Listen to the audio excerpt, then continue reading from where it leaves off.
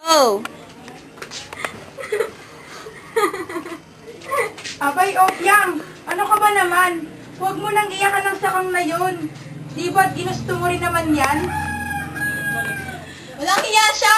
Matapos niya akong iwan, ang tamis-tamis pa ng tawagan namin, honey, na parang honey lang. Tapos ito, iiwan niya ako. Heto ako, basang-basa sa ulan, walang masisilungan. At ang masaklap pa nito, yung pera ko sa bangko na inipon, tinangay niya. Baliktad na ngayon ang sitwasyon, siya nang nangunguha ng pera.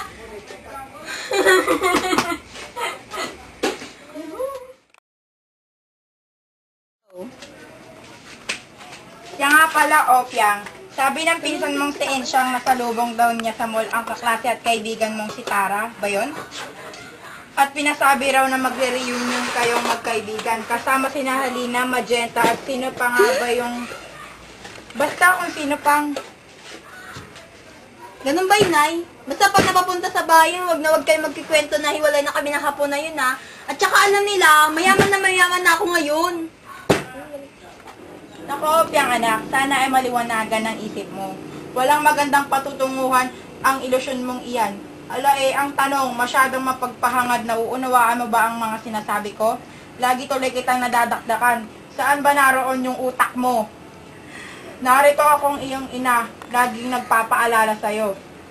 Nain naman, poli nga po. Opyang ka ng opyang dyan, eh.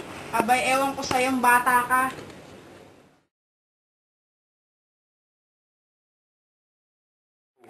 Oh, Polly, kamusta ka na? Namimiss ka na namin. Mukhang big time din talaga. Namimiss na nga namin yung pag-libre mo sa mga naging restaurant, eh. Tulad dito. Oo nga, eh. Teka, kamusta na pala mga business mo? Mga buhan ko, magpapalibre pa ata. Wala ka mga pera. Polly, may sinasabi ka ba? Parang bumubulong ka. Wala. Teka, ba ito tayo sa tanong ko? Kamusta na mga business niyo? Eto, nalulugi na nga eh. Dito ako namin Economic Studies, alam mo ba ang ibig sabihin nun? Yung spelling nga, hindi mo kaya. Sige nga, sa itsura na nga, nakakalamin nila sa mga alahas ko. Ay, sure ka na naman sa Bombay yan. O siya nga pala, tama na ang mga iyan. Buti na lang, nandito ang big time natin na kaibigan na si Polycarpia. At sigurado, siya ang taya ngayon. Ma'am, may I have your orders? Mananag-first na lang po. O, Polly, ikaw ano naman sa'yo yung order mo? Tubi na lang dahil kasi ako ngayon. Siya nga pala, Polly. Magkakaroon ng isang big launching ang bago naming kumpanya ng aking asawa, Amerikano. Gaganapin ito sa World Super Hotel. Yung sikat na hotel sa Maynila. I'm sure, alam mo yon. Kasi sosyal na lugar yon. Invited ka, ha? Inaasahan namin ang pagdating mo. Malalaking tao na may malalaking pangalan. Sa industriya ang magkakasama natin doon. Inaasahan namin ang pagdating mo. Isama mo na rin ang hapon na hand gloves mo. Okay, order.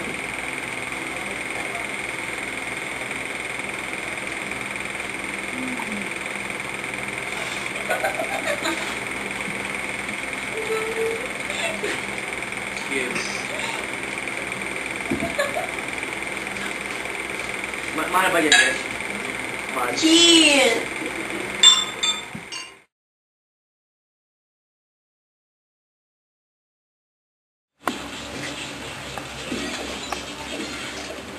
Oh, Halina. Long time no see. Pakilala mo naman ang kasama mo. Siya nga pala yung boyfriend ko. Hi, I'm Ryan Torino. Nice to meet you.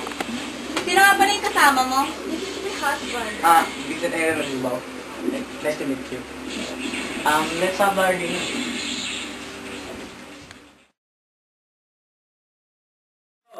Oh, waiter.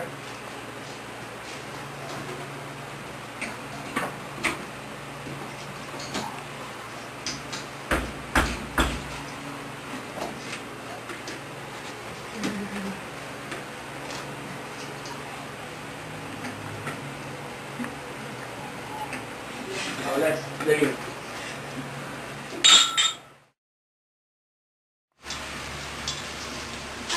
Nariyan ka na pala po.